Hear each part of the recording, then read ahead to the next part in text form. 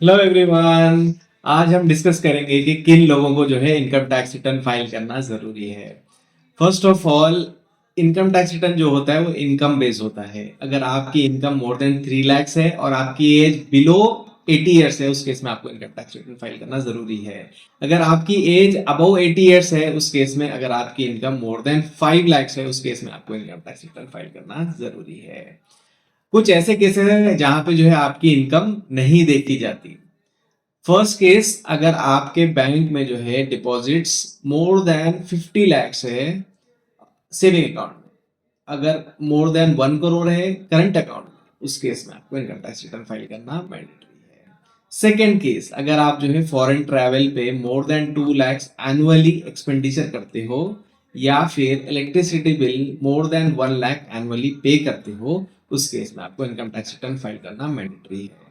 अगर आपका बिजनेस का टर्नओवर मोर देन 60 lakhs है या फिर professional receipts more than 10 lakhs है, उस केस में आपको इनकम टैक्स रिटर्न फाइल करना जरूरी है। फोर्थ केस, अगर आपके पास कुछ फॉरेन एसेट है या फिर उस फॉरेन एसेट से आपको कुछ इनकम आती है, उस केस में आपको इनकम टैक्स रिटर्न फाइल करना मैंडेटरी है।